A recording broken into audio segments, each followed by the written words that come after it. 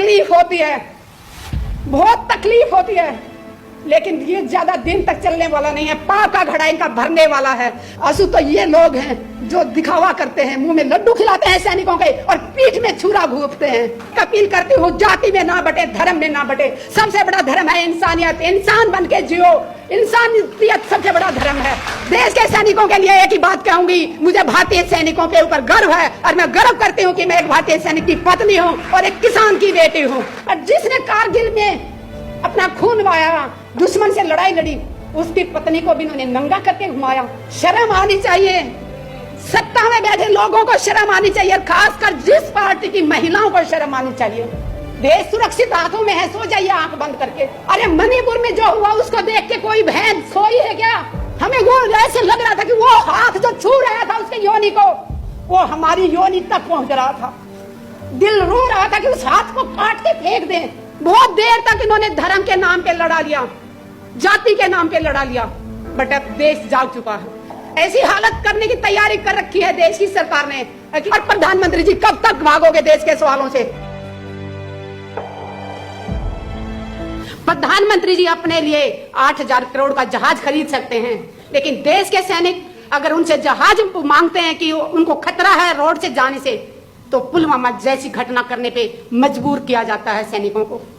मुझे दुख इस बात का होता है कि जो हमारे नेशनल चैनल हैं वो सब के सब अपना जमीर बेच चुके हैं। मैं उनसे पूछना चाहती हूँ, मोदी जी सदा कुर्सी पे नहीं रहने वाले। जिस दिन वो कुर्सी से चले जाएंगे, क्या तुम्हें लगता है तुम चैनल ढंग से चला पाओगे?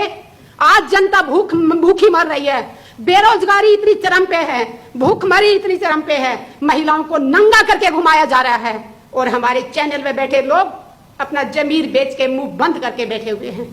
जब इस देश का इलेक्शन हुआ था 2014 में, हम बहुत खुश हुए थे कि हमारे देश को एक बहुत अच्छा प्रधानमंत्री मिलने जा रहा है। हमारे साथ उस टाइम भी बहुत बड़ा धोखा किया।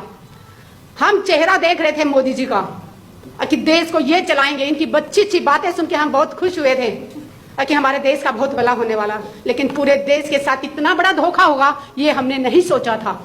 चेहरा प्रधानमंत्री मोदी जी का दिखाया गया और देश कौन चला रहा है? अडानी अंबानी, जिनको हम जानते भी नहीं थे। चेहरे से जो गांव की औरतें हैं वो तो जानती भी नहीं थी, लेकिन आज प्रधानमंत्री जी ने ये साबित कर दिया कि वो सबसे कायर प्रधानमंत्री जी हैं। दुख होता है जब सैनिकों के नाम पे वोट मांगने जाते हैं। पुलवामा इनकी कमजोरी के कारण हुआ। इंटेलिजेंस क्या कान और आंखें बंद करके सोया हुआ था? अगर वो ईमानदारी से अपना काम नहीं कर रहा था तो सरकार क्या कर रही थी? और अगर इंटेलिजेंस ने अपनी रिपोर्ट दी थी तो वो किसको दी थी? और उसके बाद सरकार में बैठे लोगों ने संज्ञान क्यों नहीं लिया उस पे?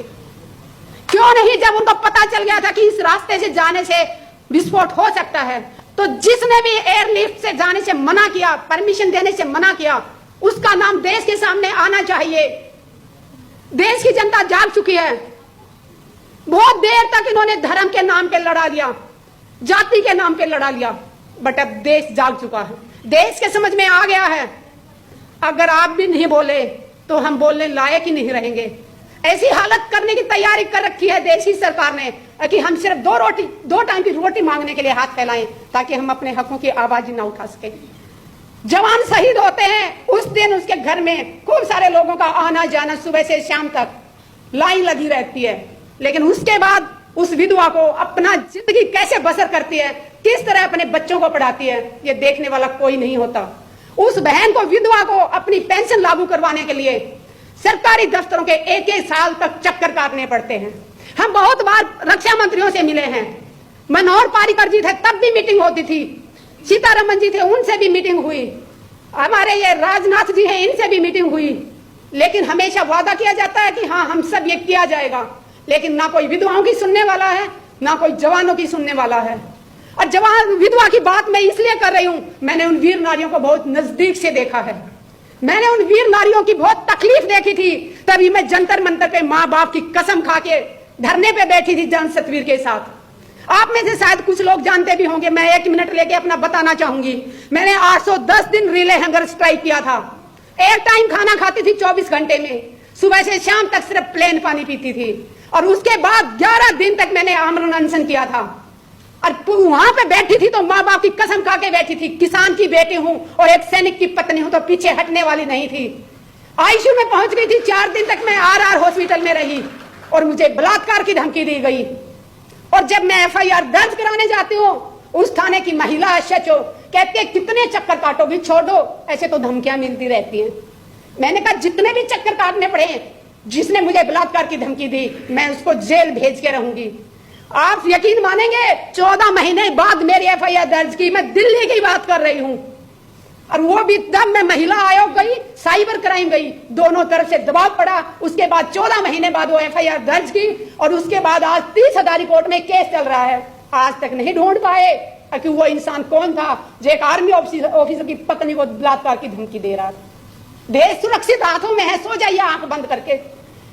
अरे मणिपुर में जो हुआ उसको देख के कोई बहन सोई है क्या?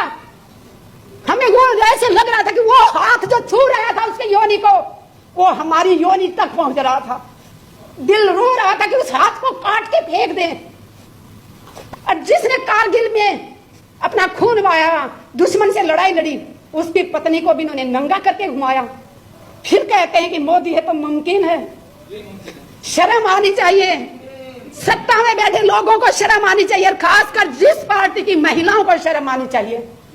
अरे वो इतनी गुलाम है कि इस पार्टी की एक महिला होने के नाते उन्होंने एक शब्द नहीं बोला, चाहे वो पहलवानों को घसीटा गया हो, चाहे किसानों के ऊपर, जिंदा किसानों के ऊपर गाड़ियां चढ़ा दी गई हो।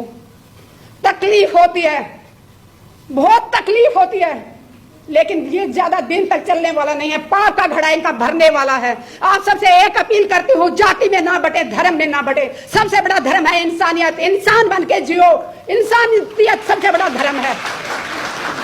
देश के सैनिकों के लिए एक ही बात कहूंगी, मुझे भारतीय सैनिकों के ऊपर गर्व है और मैं गर्व करती हूँ कि मैं एक भारतीय सैनिक की पत्नी हूँ और एक किसान की बेटी हूँ। अत्याचार ना सहो, जितना अत्याचार सहोगे उतना ज्यादा दबाया जाएगा। पुलवामा में जो भाई शहीद हुए, उनकी पत्नियों की मैं तकलीफें बताऊं आप लोगों को।